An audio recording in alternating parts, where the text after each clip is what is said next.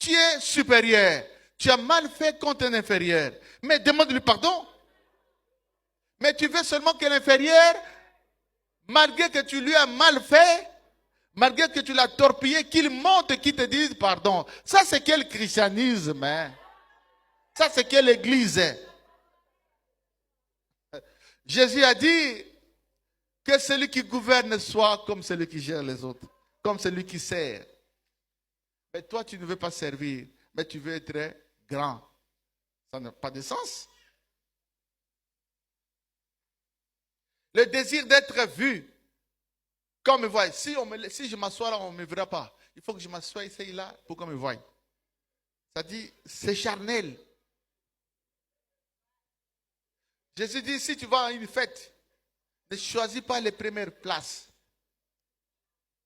Parce que si tu prends la première place, les gens de la fête ils viennent dire, mais toi, tu n'aurais pas dû t'asseoir ici. Va t'asseoir là-bas. Tu auras honte.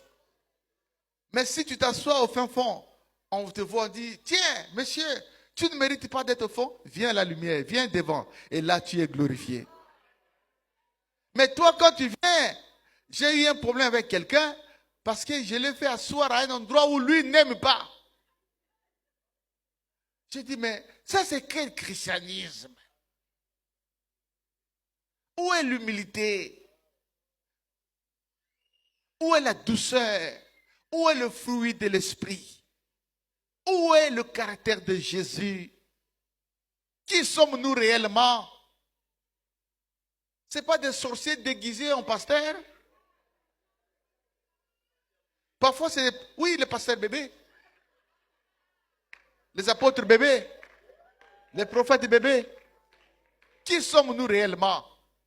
Des occultistes revêtus en robe de pasteur? Qui sommes-nous? Des magiciens revêtus en robe de prophète? Mais pourquoi nous n'avons pas un bon fruit? Pourquoi nous n'avons pas d'humilité? Pourquoi nous n'avons pas d'amour? Qui sommes-nous? Que prêchons-nous réellement? Mais le temps vient et il est déjà venu. Oh, Dieu suscitera des énergies nouvelles, des hommes du royaume, ceux qui ont aimeront Jésus. Alléluia. Il faut un haut niveau d'obéissance.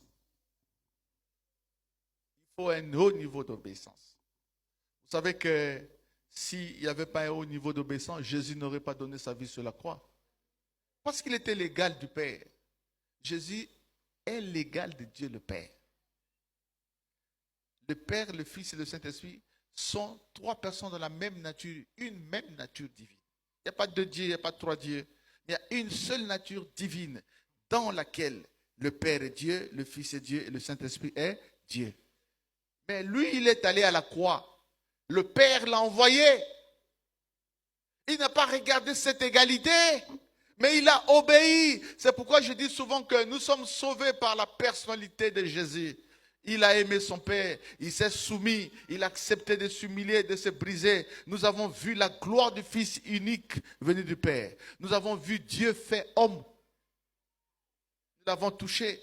Certains l'ont même giflé. Ils ont giflé Dieu. Certains l'ont même crucifié à la croix. Mais il a accepté cela. Mais ça ne s'est pas arrêté là. Mais Dieu a dit, il a ordonné que dans les cieux, sur la terre, au-dessous de la terre, tout genou fléchisse devant Jésus et que toute langue confesse qu'il est Seigneur à la gloire de Dieu le Père.